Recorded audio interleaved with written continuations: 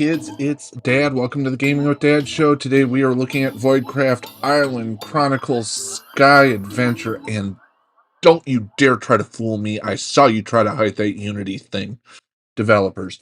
Before we get into this review, though, please make sure to like, subscribe, ring the bell, leave a comment, share this out. Do something to help grow this channel. So yes, Voidcraft, Island Chronicles, Sky Survival. Regularly $7.99, presently on sale for $1.99, so 2 bones. Build, explore, and survive on floating islands. Okay, that's all I'm reading. It is 4.3 gigs, supports all 3 play modes, a 1-player action shooter. From Grizzly Games, it's in English, and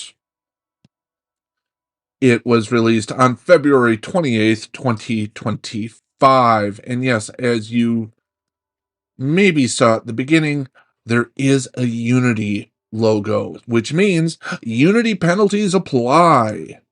So yes, this is a game where you go and you try to craft your ship and you run around and shoot things, and that's pretty much it. So let's talk graphically. Graphically, I've got to give this game credit. Although it is Unity's, which means that graphically it is going to be something. Oh god, look at that.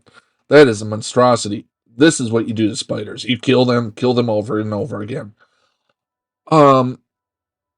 It looks really nice. The environments are well realized, even if the trees are kind of copy and pasted. I like the little glow trail on the arrows that you have. Kind of makes me think of he wasn't the Cavalier. No, Cavalier was the one with the shield in the D&D.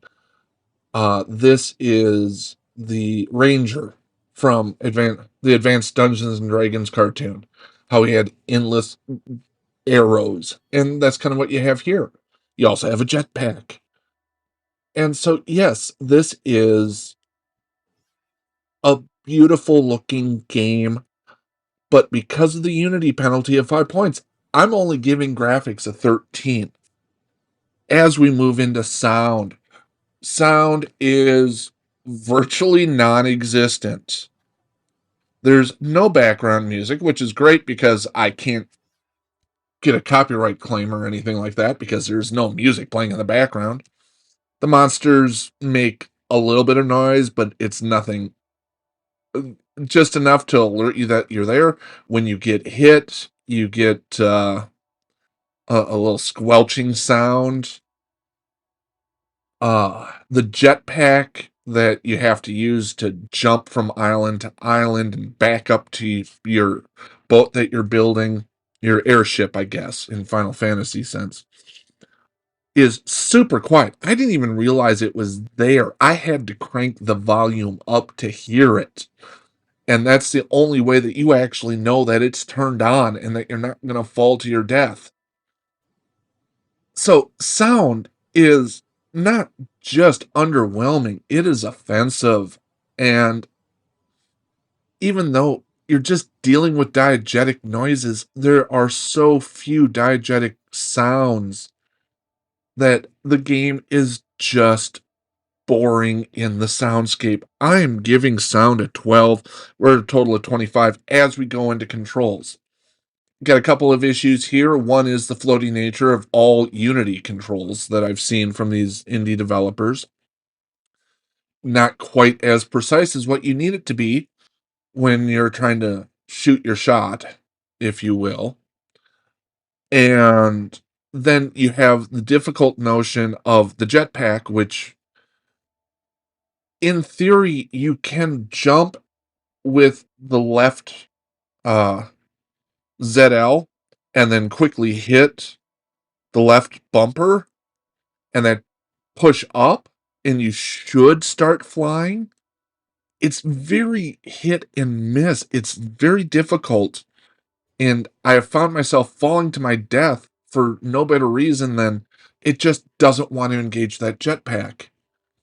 Now, the good news is when you fall to your death, you just rematerialize on your ship. So if you lose your ship, which I've done a couple of times, that's the easy way to find it. Just die. But yeah, the controls just don't work. They're not tight enough. The button combinations are just off-putting. I'm giving controls a 13. We're sitting at a score of 38 right now as we go to gameplay. So the core of the gameplay of you explore these floating islands for parts to build your ship and stay alive. You collect runes and you battle monsters when they appear. I mean, people can say Legend of Zelda is empty. This is even more so. But, I mean, I like the design of the monsters. So when you do encounter one, it's great. But on the other hand, it is so far in between encounters that it is just dull. And then on top of it, you spend an ungodly amount of time flying through the sky. Ah, yes, here we go. We're going to build our boat, which starts as just a raft hanging there in sky. And this is what you spend a lot of your time doing, which is just sailing slowly through the sky. Everybody who thought Wind Waker's ocean scenes were too long, congratulations. This game makes Wind Waker look like it is hyper fast. And it's really touchy.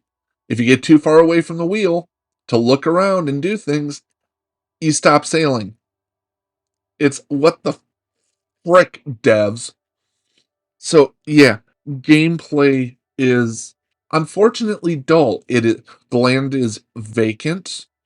The sailing is slow and tedious. And you can't even take in the sights of those really well-realized graphics. So gameplay gets a 12 or at 50. Value-wise, even on sale for 2 bones, I am stuck giving value a 13 for a grand total of 63.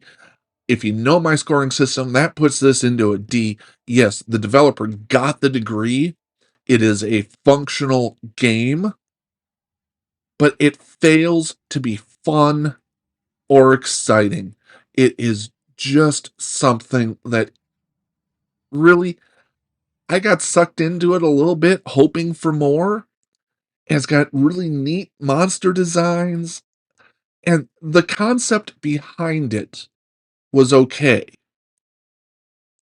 If they tightened up the controls, made the jetpack easier to engage, populated the islands with more adventure, and even when you do get into a battle, you are just stuck kind of dodging left and right and then shooting more arrows into things than what you should have to. So, that said, I would avoid Voidcraft. It is just not a fun game. And it's not bad enough to actually be fun. We'll talk to you kids later. Bye. Hey, if you've made it this far through the video, make sure to like, subscribe, ring that bell, leave a comment. I've also posted 2 other videos down here as well as a subscribe link. So click, enjoy. That's kind of how the algorithm works.